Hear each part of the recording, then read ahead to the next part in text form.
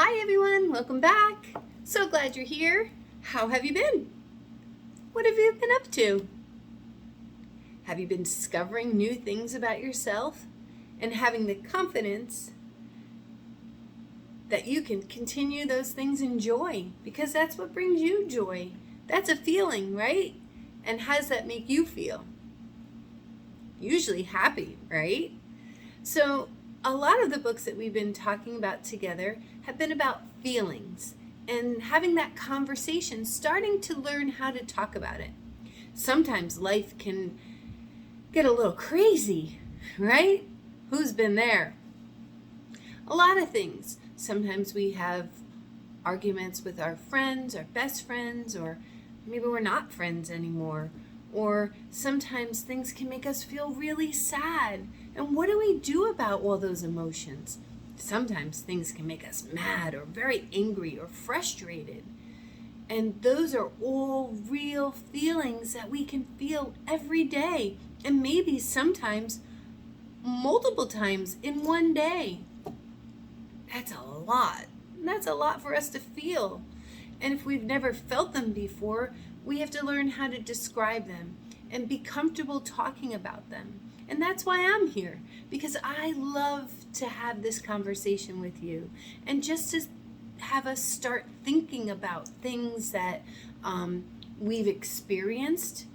Either we were on the side of being the one that the book was about, or maybe we've watched someone that we love and care about, or just even have acquaintances that we know go through some of the same things, and maybe hopefully our books will help explain a little bit of maybe what they were feeling, or give us the confidence that we need to be able to talk to them. Because one of the big things I've also talked about is how powerful our words are. Words can either build someone up or they can really hurt them and tear them down. It's all about how we choose to use our words and how we can make good choices to help better direct us and how that we can react to things, right? And sometimes someone might say something and we feel angry, and sometimes we want to lash back out and maybe hurt them too. But I don't know, what do you think? Do you think that that might be the absolute best way to handle it? This is what we're talking about. So I encourage you to always remember that you have a good support system around you, and not everyone's family looks the same, right? And that's okay. But hopefully you have your safe, trusted adult that you can talk to have these conversations. You have your mom, your dad, your grandma, your grandpa, your stepmom, your stepdad, your aunts, your uncles, your caregivers. You have all those people around you. You have your school support system. You have your teachers, your counselors there, your nurses. You have your own doctor, hopefully. You have your place of worship. There's lots of people in your community that are there to help listen too. You're not alone. These feelings are maybe new to you, but a lot of us have shared a lot of these same emotions and feelings, and we want to stay grounded in them and be aware of how they're making us feel. We never want to get stuck in one place. And if you feel stuck or overwhelmed with so much that you just can't see the light sometimes, or have a better day, or look at things in a brighter way, or have lost hope, we want you to be able to feel confident and talk about those things. Don't stay there. Don't stay there alone. This world needs you. You add so much to this world. You have gifts and skills and talents that are so uniquely you, remarkably you, because you were made for such a time as this. And we are just so excited to be together so that we could start a talk. And this one I found was so super important and necessary to talk about, because it's about crying. Have you ever cried?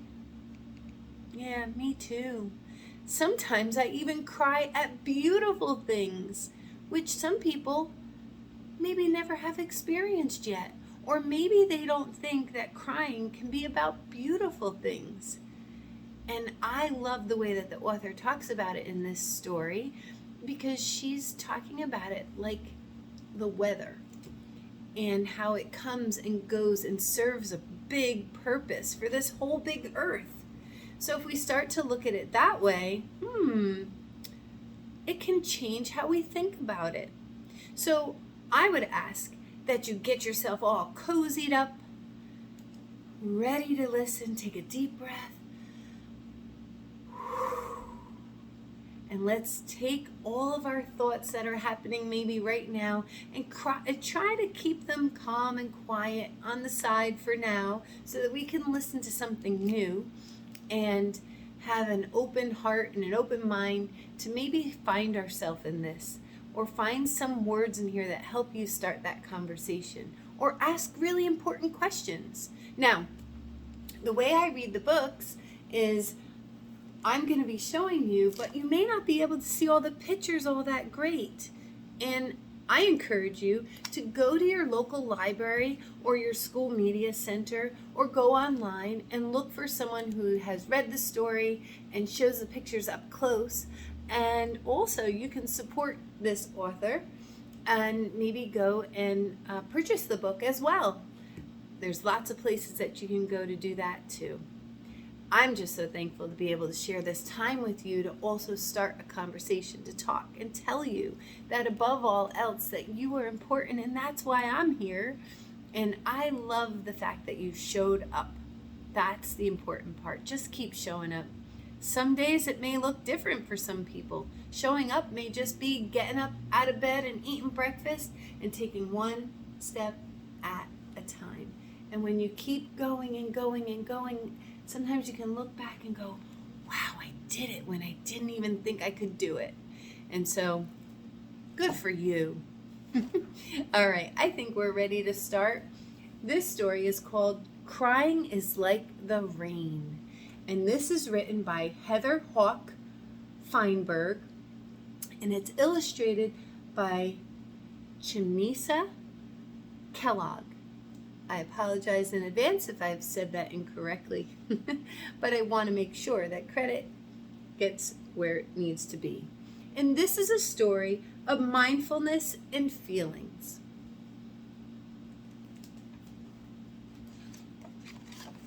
Crying is like the rain.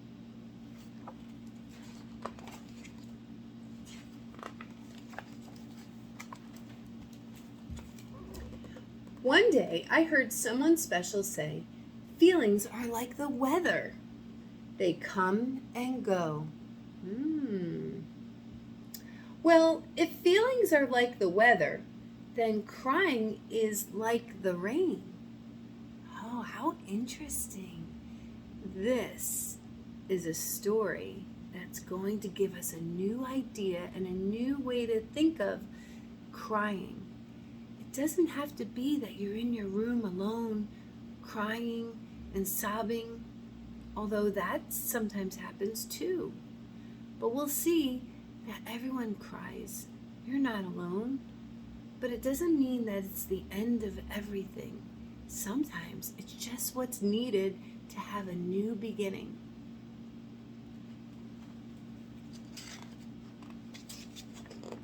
Oops. Sometimes people wish the rain wouldn't fall. Look at him looking up at the sky, wondering what is about to happen. Do you notice what they're wearing? Yeah, rain boots, raincoat. Looks like it might rain. And sometimes people think crying means something is wrong. They might say, shh, or hush, or do something silly to make us laugh.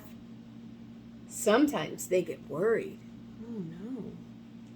Other times, crying hurts their ears or makes them feel scared inside. That that's an interesting point. Sometimes crying can make other people get worried too, or maybe frustrated. That's a good thought. Maybe they feel awkward and don't know how to react to it. And maybe because they don't know how to react, sometimes they do things that might accidentally make us even more upset.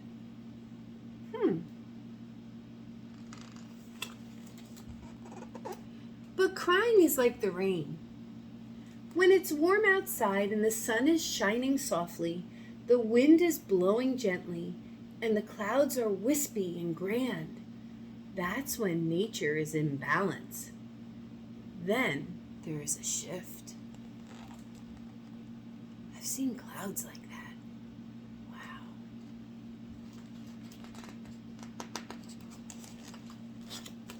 Wow. I love sunflowers. They always make me smile. The air becomes too hot or too cold or too dry, and the clouds and the earth send each other messages. A storm is coming.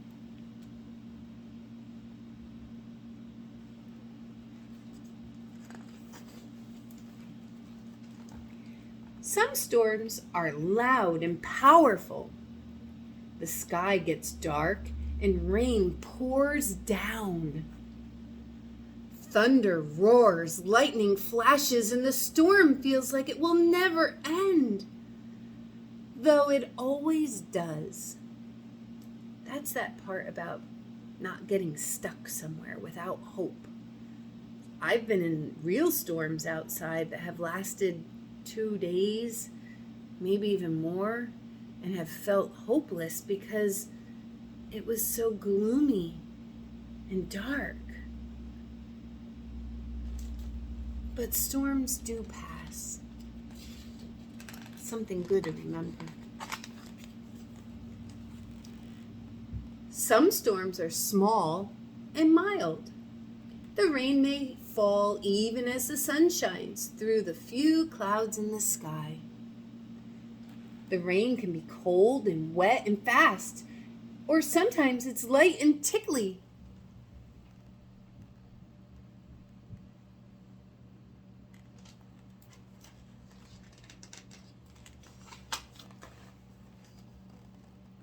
But when it's needed, the rain always comes.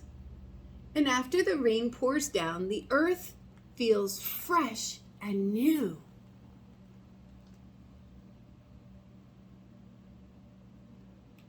Some rain, it's fun to go out and dance in, right? Isn't that funny? It is raining, and yet you can find some joy and happiness in it. So there are different kinds of storms and different kinds of rain. Maybe that is starting to feel like the different emotions that we can have, that can come. Some come in pouring down, and some are not so bad, and they can give us some joy. When you're worried or upset, scared or lonely, or something deep within feels off balance, there is a storm building inside of you. The storm may be big or small. You may feel frustration gathering power like a tornado. You may feel a red-hot anger growling like the lava in a volcano ready to explode. Yikes, I've felt that. Have you? You may feel tidal waves of pressure inside, expanding and pushing out like a hurricane. You may feel ready to crack wide open like the ground during an earthquake. Oh my goodness. Look at the different faces this person is having.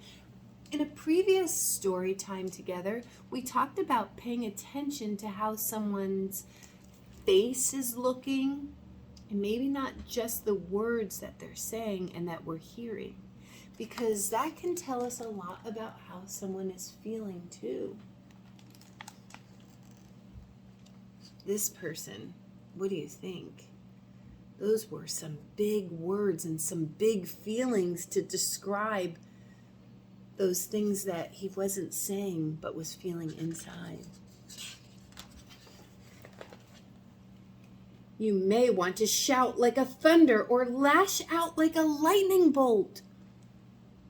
Or you may want to sit still and feel blue, as if the darkest clouds are hanging over you.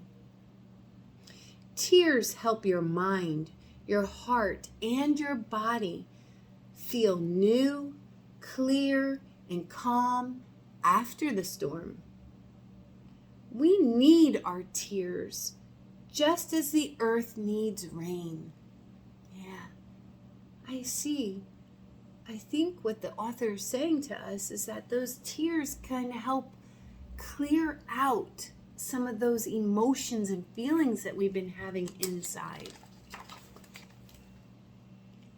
Feelings aren't meant to be kept in. Nope. That's why we're here talking about them. They're important because they affect you, and you're important. They affect me, and I'm important. And we just need to know how to do that in a way that's safe for you and for those around you. Because feelings are meant to be felt, to flow through us like rainwater. They made it to school. We are not our feelings. Feelings come and go.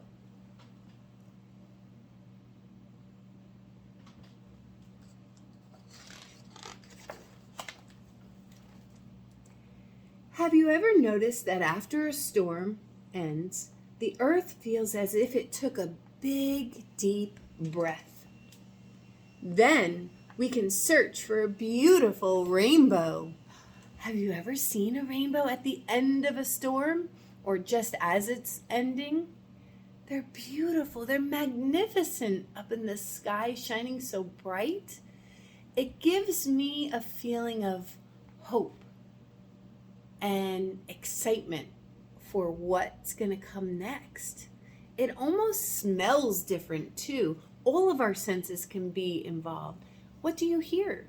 Do you hear the birds singing again and excited maybe because they're finding worms to eat? Or people start coming back outside and activities can start again? There's a change, a shift that happened. In fact, look at their faces. Let's look at how someone's even feeling about it. The teacher's loving watching everyone's different reactions to it.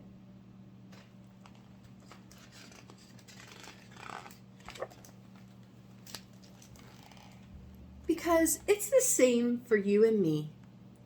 Our tears have lessons to teach us. They connect us to ourselves deep inside. We can learn to express and share our feelings in ways that are safe for everyone. That's the important part, right? How are they sharing their feelings? Yeah, they're drawing them. They're sitting near each other, drawing a picture of that weather. That might be like a little storm that they were feeling. And in here,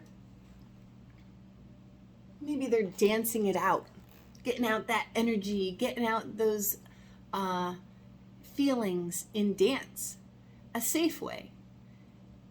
There is a way that we can do that with our talk, with drawing, dancing, maybe singing, writing a song, writing it down. If you want, in a journal, maybe you can write a safe way that you can put those feelings on paper just to get them out, right? That's another way.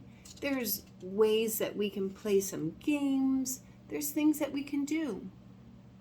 I'm so proud of you for even thinking about all those different things that you can do to have a safe way to work through some of those emotions, right? It's real important. And then we can look inside for our very own rainbow. Crying is like the rain. How does he look now? What are some of the words that you think? Content? Peaceful?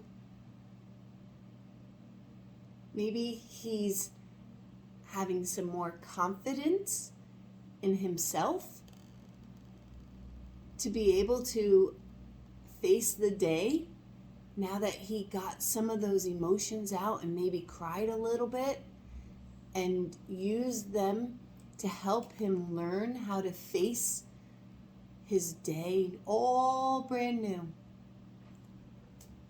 So if crying is like the rain, we know that the rain can come and go, right? Sometimes weather can happen when we least expect it, right? Just like those emotions and those feelings.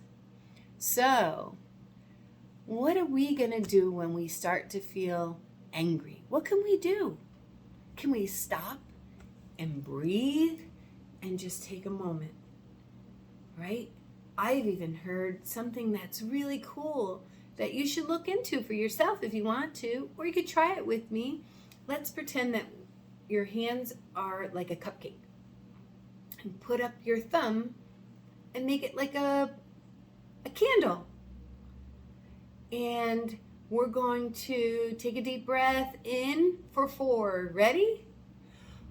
1, 2, 3, 4. Hold it. And now let's blow out that candle for 4. 1, 2, 3, 4. Wow. And that hopefully can give us a moment to pause and to find ourselves and to get into a place where we can think about what we're doing so we can stay calm. And if we need to cry, it's okay, right? That's what we just learned, because that's something that we can do to process those feelings and emotions. The biggest thing is let's start to talk about them, because you're not alone. And a lot of people have gone through different emotions and feelings, and using their powerful words to help encourage us, we can know that we're not alone. And you got this. And so I would love to see you join me again for another talk about our books, our emotions, our feelings, and what we can do with them all together. Because we need you. You are important, and I'm so thankful I get to have time with you. Have a great week, and I'll see you again. Bye.